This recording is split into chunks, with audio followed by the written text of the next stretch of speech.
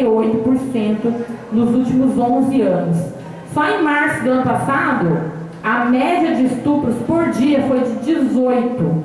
Foram 18, uma média, diariamente, todos os dias. 18 mulheres estupradas na cidade do Rio de Janeiro, no estado do Rio de Janeiro. E uma parte do problema tem a ver, né, de que a Lei Maria da Penha não tem resolvido o problema da violência contra a mulher, tem a ver com financiamento público. Então, por exemplo, se a gente pegar, não sei se todos aqui tiveram acesso à CPMI, a CPI da violência contra a mulher. A CPMI fez um levantamento, tá? Inclusive, né, a gente usou aqui no estudo, está aqui na cartilha da violência, em 8 anos, o que o governo destinou para programas, o governo federal destinou para programas de combate à violência contra a mulher, representou uma média anual de 25 milhões por ano. 25 milhões parece bastante, né? A gente falando 25 milhões. Bastante, 25 milhões não é uma quantia pequena. Agora, se a gente dividir isso pelo número de municípios, nós vamos ter uma média de R$4.000 por município para o combate à violência contra a mulher. E se a gente dividir isso pelo número de mulheres habitantes do país, nós vamos ter uma média de 26 centavos por mulher por ano, que é o que foi gasto nos programas de combate à violência contra a mulher nos últimos 8 anos. Então é muito pouco. E ao mesmo tempo a gente vê o seguinte, né, que só, por exemplo, com isenção para isenção de IPI de carros e produtos da linha branca, em 2012, o governo deixou de recolher de impostos mais de 7 bilhões de reais. Então, você divide aí o que foi gasto, né, de 200 milhões em 8 anos, pelo que o governo deixou de arrecadar em um ano, só com isenção de imposto de IPI de carro e de linha branca, hein?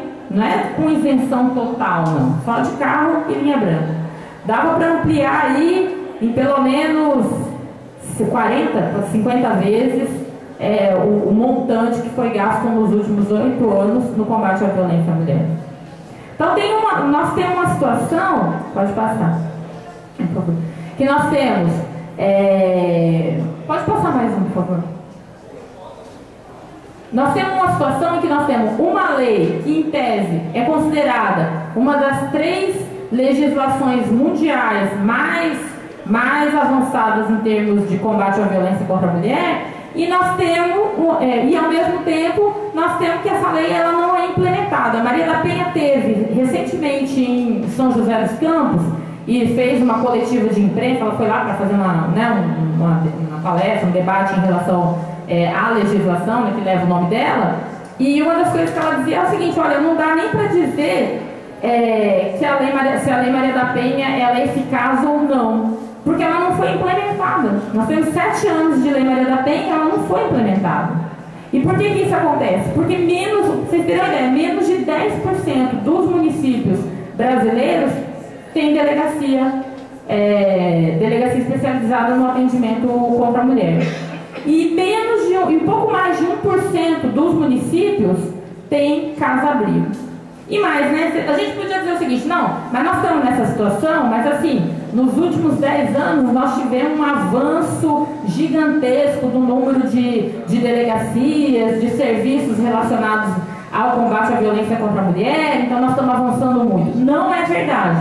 Pra vocês terem uma ideia, né? No ritmo de crescimento aí de delegacia da mulher, nós vamos levar mais de 300 anos para ter pelo menos uma delegacia da mulher por cada município, se continuar nesse ritmo, 300 anos. Em relação deixa eu pegar aqui na revista, se a gente pensar em termos de juizados ou varas adaptadas, se eu não me engano, é mais de 1 milênio, é mais de 1000 anos, porque a gente vai precisar para ter uma em cada município. O número onde está Quanto tempo a gente vai demorar para... aqui. Centro de referência, para ter se a gente levar em consideração o crescimento do número de centros de referência nos últimos anos, de 2008 a 2014, nós vamos precisar aí de 281 anos para a gente ter pelo menos um centro de referência por município. Mas a gente, né, imagina, um centro de referência para Salvador, por exemplo, não faz nem cócegas em relação ao combate à violência contra a mulher. Para São Paulo, mesma coisa. Uma coisa é você ter um município lá de 100, 200, 300 mil habitantes. Outra coisa muito diferente é você ter uma capital. Né? Em relação a casas-abrigo, né, a gente tinha em 2008 66 casas-abrigos contabilizadas, mantidas pelo poder público. Né? Em 2014, esse número teve um salto para 77, ou seja, aumentou 11 casas-abrigo em 6 anos. Dá uma média de 2 por ano. Nesse ritmo, a gente vai precisar de 2.746 anos para ter uma casa-abrigo por município. Então, assim, não existe investimento público, de fato, efetivo, para o enfrentamento à violência à mulher. Agora, não é só que falta serviço. O problema é que os serviços também são de péssima qualidade. Então, por exemplo, no relatório da CPI da violência contra a mulher, é isso, né? A maior parte das delegacias não funciona 24 horas por dia. Funciona dia de semana em horário comercial. Quer dizer, a mulher só tem um dia de semana em horário comercial para poder ir registrar o boletim de ocorrência na delegacia especializada. Agora, a gente sabe que a maior parte das agressões acontece à noite, que é quando o marido volta para casa, muitas vezes, inclusive, alcoolizado, porque o alcoolismo é um dos principais motivos, inclusive, da violência. E a mulher não tem delegacia especializada para poder ir prestar queixa. E quando ela vai na delegacia comum, ela é orientada a voltar no dia seguinte, porque tem muita delegacia no comum que se recusa apesar de que isso é ilegal, né? Deveriam, mas tem muita delegacia comum que se recusa a, de fato, registrar o boletim de ocorrência por conta de agressão doméstica, de violência doméstica. Né? A maior parte das delegacias está sucateada, né? Então espaços horríveis, né? Ou uma parte grande, inclusive, funciona como um anexo da própria delegacia comum, né? Os IML em condição precária, sem profissional adequado. Então, assim, o serviço, além de ser pouco, ele é de má qualidade. Né?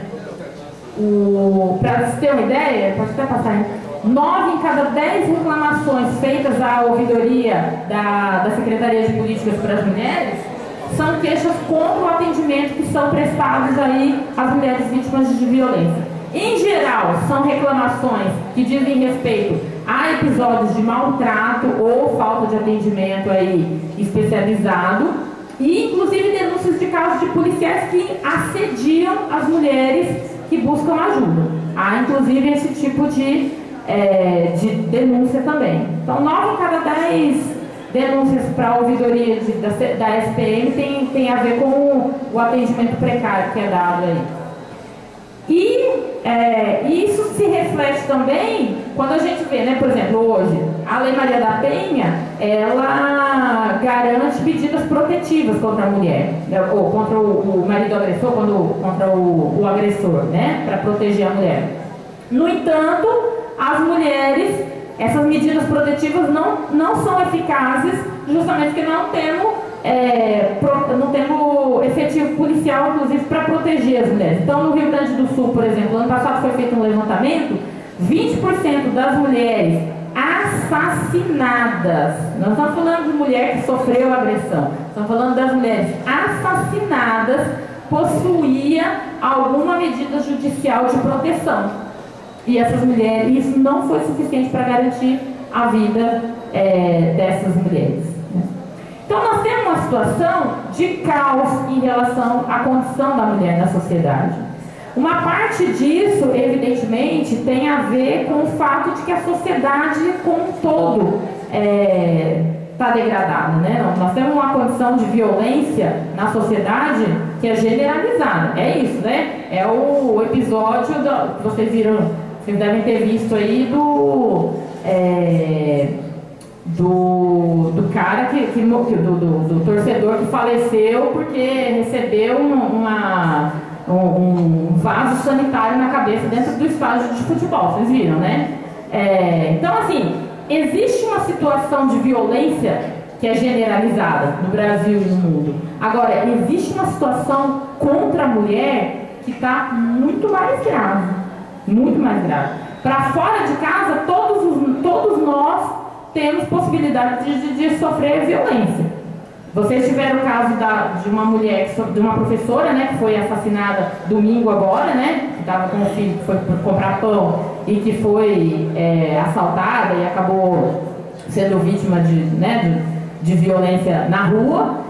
No sábado, foi um professor em Brasília que sofreu uma situação muito parecida. Ele estava voltando da academia de manhã, no sábado pela manhã, foi abordado também por adolescentes e reagiu e acabou sendo vítima fatal dessa violência que ele sofreu, dessa tentativa de assalto aí. Então, fora de casa, nós temos uma condição de violência muito grande. Agora, o problema é que as mulheres, elas são vítimas de violência fora de casa, mas também são vítimas de violência dentro de casa. Então, o machismo, ele tem vitimado as mulheres de uma forma especial. Por isso é necessário a gente levar essa discussão aí para os nossos locais de trabalho. Por isso é necessário a gente nos organizar, né? Então, você deve falar um pouco mais do MML, né? Imagino. Mas hoje nós temos, por isso o nome dessa atividade aqui é protagonismo e resistência das mulheres. Porque a gente não pode mais assistir a essa condição só como vítimas, né? É necessário que nós passemos a nos organizar, que nós nos tornemos de fato protagonistas de uma mudança que nós queremos. Não dá mais pra gente sofrer calada dentro de casa. É preciso que as mulheres denunciem a violência e que denunciem a violência, não só a violência doméstica, a violência familiar, mas também a violência institucional que nós estamos sofrendo. Seja no mundo do trabalho, seja pela falta de políticas públicas que não nos garante aí uma condição de igualdade na sociedade que nós vivemos.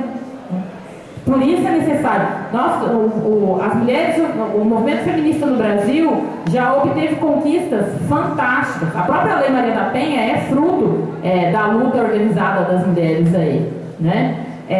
Agora, de uns anos para cá, é necessário a gente dizer que uma parte do movimento foi cooptado pelo governo, foi cooptado pelas vias institucionais e já não dão conta mais de organizar as mulheres na luta para ter mais conquistas. Então, todas as conquistas que as mulheres obtiveram, principalmente durante a década de 80, que estão refletidas na Constituição de 88, nós estamos aí, nós praticamente estagnamos, ou seja, e muitas delas não foram nem implementadas. Porque, com o passar do tempo, o movimento feminista brasileiro tem sido ganho por uma política institucional. Não adianta a gente ter, é muito importante a gente ter uma secretaria de política para as mulheres. Nós sempre reivindicamos isso aí, né? As mulheres sempre reivindicaram isso no país. Agora, não adianta ter só uma secretaria de política para as mulheres no governo federal. É necessário que a gente continue aqui embaixo, na base, nos organizando para reivindicar que, de fato, as políticas públicas para as mulheres sejam aplicadas, sejam implementadas. Então, nós temos uma Secretaria de Políticas Públicas para as Mulheres hoje, que o orçamento dessa secretaria é de 0,01% do orçamento geral da União. Não pode ser que seja assim. Nós estamos dizendo que nós estamos numa situação de desigualdade. Nós estamos dizendo que nós estamos numa condição de violência. Nós estamos dizendo em que as mulheres ganham menos, sofrem mais com a falta de políticas públicas. E nós temos um orçamento desse. né? Então é necessário a gente estar aqui também organizando a luta para que isso aumente. Pra vocês terem uma ideia, eu estava dando uma olhada, né, para fazer esse estudo aqui, no plano plurianual do governo federal, o que está previsto para os programas nucleares é maior. O investimento previsto para os programas nucleares no Brasil são maiores do que os programas de enfrentamento à violência contra a mulher. E bem maior. Bem maior. Então, assim, tá na hora da gente dar uma virada, né?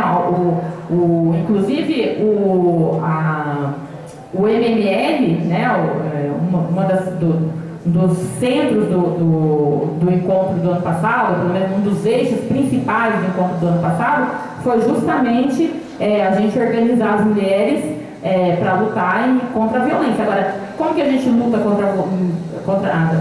organiza as mulheres para lutar contra a violência? Nós estamos aqui, nós queremos reivindicar, principalmente do governo federal e dos governos estaduais e municipais, políticas públicas de fato para o combate à violência, para o enfrentamento à violência contra a mulher. Nós queremos mais delegacia da mulher, nós queremos mais casa-abrigo, nós queremos mais centros de referência, mas nós não queremos só isso também. Nós queremos mais creches para as mulheres, para os filhos e filhas das trabalhadoras, né? Nós queremos creche por local de trabalho, nós queremos igualdade de oportunidade no mundo do trabalho, porque às vezes há uma falsa sensação de que as mulheres têm a mesma oportunidade e não têm. Na hora de progredir na carreira, por exemplo, a gente vê, por exemplo, na Petrobras é gritante, né? A maioria, as mulheres, de maneira geral, a progressão delas é só pelo tempo de serviço e não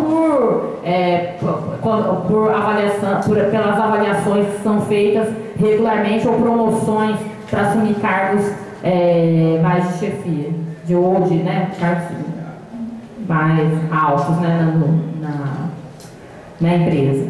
Então, e isso obviamente tem um reflexo na base, isso, nós temos no serviço público, por exemplo, nós temos maioria de mulheres no serviço público, no geral. Se a gente pegar nas 3 esferas, municipal, estadual e federal, as mulheres representam 55% de todos os servidores. Agora, o que nós temos? Na esfera municipal é maior o número de mulheres e na esfera federal é menor. E quando a gente pega pelos setores que mais ganham, nós temos mais também uma desigualdade maior aí. Então, por exemplo, na educação, se a gente pegar na esfera municipal, ensino fundamental, a maior parte das professoras são mulheres. Agora, a remuneração das professoras de ensino fundamental é menor. Quando a gente pega no ensino superior, a maioria já é de homens, né? Então, nós temos... Quer dizer, por um lado, nós temos uma situação em que, de fato, o serviço público, a entrada no serviço público via concurso público, privilegia as mulheres. As mulheres estão estudando mais e, obviamente, que isso se reflete no fato de entrar na carreira. Agora, não é verdade que quando a gente pega pelos níveis, as mulheres estão na mesma situação que os homens. No Serviço Público Federal, o Sindicato dos Federais de São Paulo, por exemplo, fez um levantamento em relação aos cargos que tem. As mulheres estão na base do Serviço Público Federal, não estão nos cargos mais altos. Então, há toda uma política de promoção de igualdade que tem que ser levada em consideração. E se a gente pegar em relação... Nisso nós estamos falando de mulheres.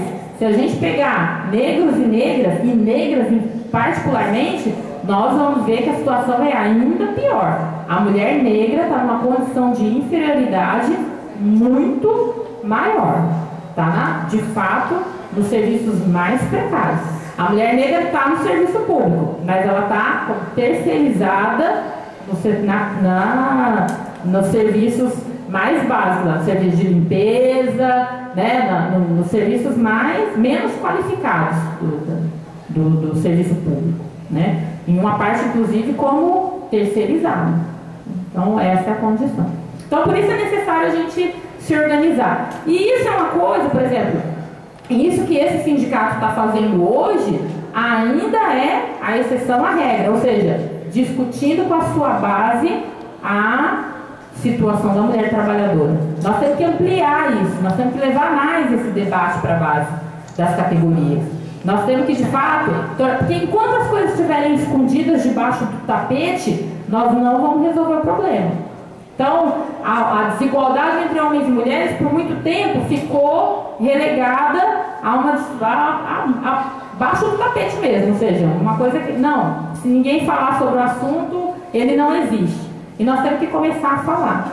E mais do que isso, nós temos que começar a nos organizar, né? E um importante passo para isso é, por exemplo, o MML, ou seja, essa campanha, o MML não quer fazer essa campanha só no geral na sociedade, quer levar para a base das categorias também, né? Então, levar a campanha para a base, é se organizar, é ver formas de pautar o tema da violência contra a mulher, é pautar o tema do assédio moral, é pautar o tema do assédio sexual no local de trabalho, é pautar a desigualdade salarial entre homens e mulheres também, seja no serviço público, seja na iniciativa privada, que a gente sabe que tem também muito problema, ou talvez até mais, né? Muito problema.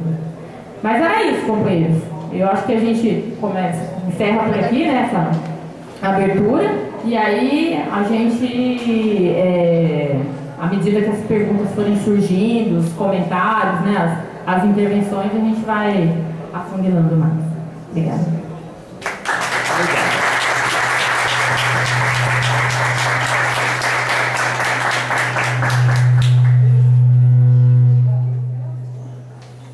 Péssima condutora de mesa. Eu esqueci de passar a palavra para a Lúcia. Aí eu vou passar agora para ver se Lúcia dá palavrinha sobre o MML. Ouviram?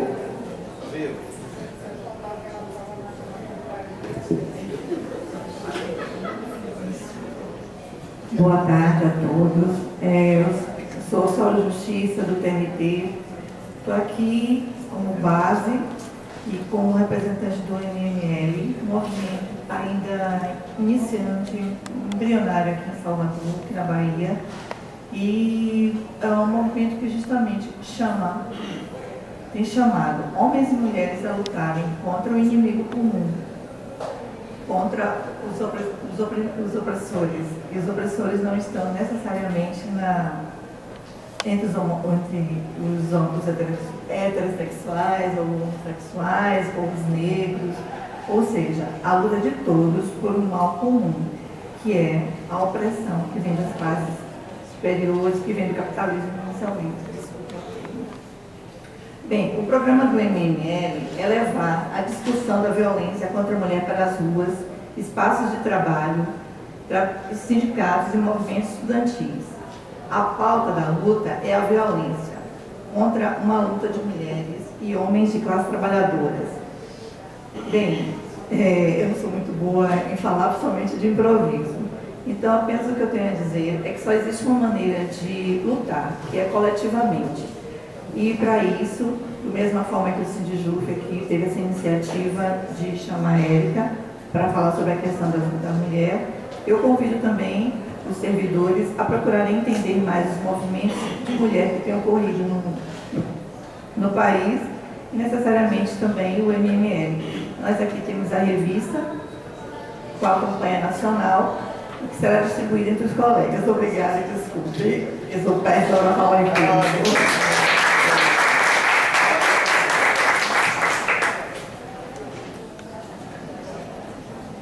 Agora nós vamos abrir para as intervenções. Eu vou proceder às inscrições. Vamos estabelecer um tempo. Quanto tempo a gente estabelece para essas intervenções?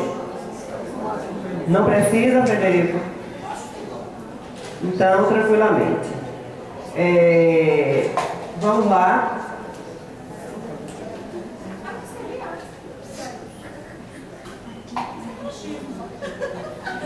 Eu já sou minoria aqui no tribunal, Chico.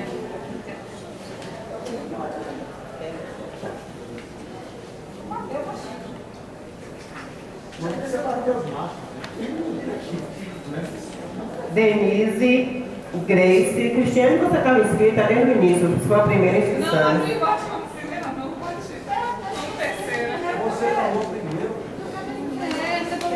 Cristiane Jair.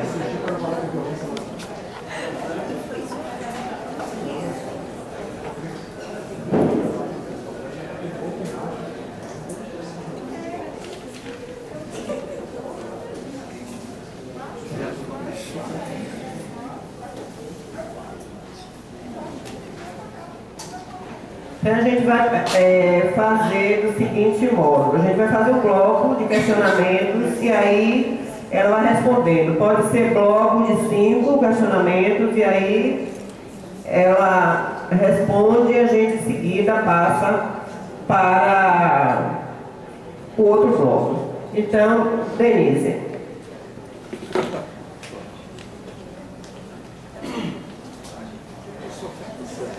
Boa tarde, companheiras, companheiros. Realmente esse debate estava necessariamente que a gente que fosse puxado isso. A gente não teve essa iniciativa, mas é preciso que a gente encare de frente esse problema, e aqui a pergunta do final, né, será essa, e tomando que a gente também tomou iniciativa, está com a iniciativa de criar um núcleo da diversidade, aonde vai tratar das opressões, não apenas opressões de gênero, né? Um fato que deixou todos aterrorizados nesses últimos dias foi o sequestro daquela menina na Nigéria. Eu anotei aqui porque eu não acreditei, eu fui pesquisar para ter certeza do número, né? Foram 200, anotei aqui. Tem esse dado para gente? O número de mulheres? Eu anotei, não botei aqui, mas então. Mais 200 mulheres jovens sequestradas porque estavam estudando. Só por isso. Sequestradas, né, para aquele grupo, né, que o nome significa educação é pecado, o nome do grupo. Né? Então, a religião tem um aspecto muito importante nessa massificação do machismo, que é a principal causa da violência contra a mulher. Né? E aí eu queria que a palestrante Érica colocasse essa questão, um pouco, clarear um pouco para a gente o que pode ser feito, do ponto de vista prático, para que a gente combata não só a violência, não só o que está acontecendo, não só os índices, não só a ausência de políticas públicas, não só a concepção de cada um sobre isso, mas mais ainda, combata a raiz de tudo isso, que é o machismo. Porque a gente viu, depois do movimento feminista, final do século XIX e século XX, meados do século XX, um arrefecimento, né, pela toda a campanha midiática que se fez para dizer que feminismo é desnecessário, feminismo é coisa de quem rasga sutiã por aí, de pessoas que não gostam de homem, mal amadas, etc. E aí houve um refluxo do movimento feminista, né, naquele período. É preciso que a gente mostre que o feminismo, gente, o feminismo é o oposto ao machismo. O feminismo só deve acabar de si quando acabar o machismo, porque é o machismo que mata. O feminismo não mata ninguém. Né? Nós vimos aí, também nos estarrecemos com o estupro coletivo daquela estudante de medicina na Índia. Nova Delhi é a capital do estupro. E o Brasil não está diferente.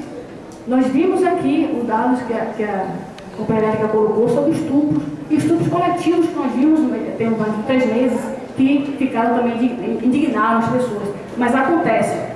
Né? Ela falou em nome de 50 mil, não foi isso? De estupros. Isso é uma coisa realmente que, né, é estarrecedor.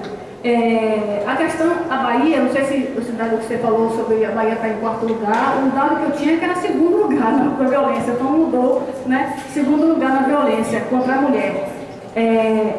236 meninas, eu estava em cima, 216 meninas que foram sequestradas, né? E com relação àquela pesquisa do IPEA, que foi retificada, né, foi um escândalo danado, porque não é bem assim, o brasileiro não é machista não, gente, estava errado aquele dado, foi uma coisa, né, até os comentários no Facebook, estavam falando, exagerando, o brasileiro não é machista. Né? Quem fez o estudo, né, do IPEA, colocou aqui, ó, que as percepções manifestadas indicam que a população ainda adere majoritariamente à visão de família nuclear patriarcal, ainda que sob uma visão moderna, ou seja, embora o homem seja ainda percebido como chefe da família, seus direitos sobre a mulher não são restritos e excluem apenas a forma mais abertas